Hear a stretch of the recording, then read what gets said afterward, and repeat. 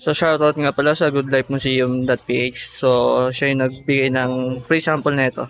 Yan. So unbox na natin. Ito natin to kay kakabit guys. Yan. Yung side mirror na nakuha natin. So let's go.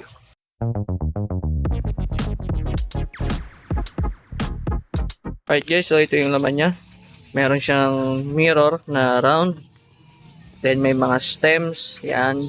Dalawa yung stem nito guys. Isa may long, isa may short. Yan. Guys, so yung size ng short stem natin is 8mm while yung long stem natin is 10mm. So ito yung kakasya sa atin dito. Yan. So ganyan yung magiging itsura. So ikabit na natin. So ayan na guys, nakabit na natin. So ikakabit na natin tong mirror. Yan. So shoot na lang natin yan dito. Then okay na. So after mo ma-shoot guys, ito ilalak mo to. Tong portion na to. Yan. So ayan siya. So after mo malaki na guys, dito sa may bandang portion, yan, ganyan yung itsura. So ito na yung magiging itsura niya. Yan. Movable din yan guys, yung portion na to. Yan. So nagagalaw din yun siya. Yan. Tapos pwede mo siyang higpitan para mag-fix. Yan. Ito yung paluwag. Yan. Yan. Okay na. Fix na siya. Hindi na siya naiikot pa ganyan. So ito na lang yung marorotate. Yan. Itong portion niya, may ball point yan. Ayun yung narorotate yan guys. Yan. Kung ano yung preferred nyong viewing angle. Okay guys, so nakabit na natin yung adjustable round mirror natin. So it complies naman sa LTO standard na may 4 finger ka. Yan. Yes.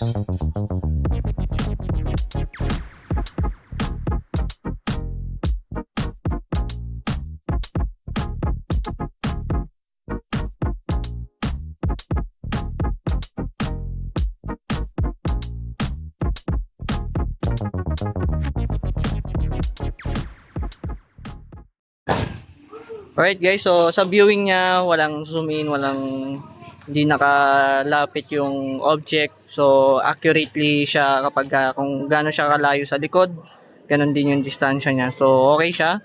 Then as what I experience kapag nagda-drive ako is mas comfort siya kasi hindi siya sobrang taas unlike sa may stock na dati nating gamit. So parang ano lang siya, naka-bend lang siya pababa. So ayan yung itsura niya pag malayo.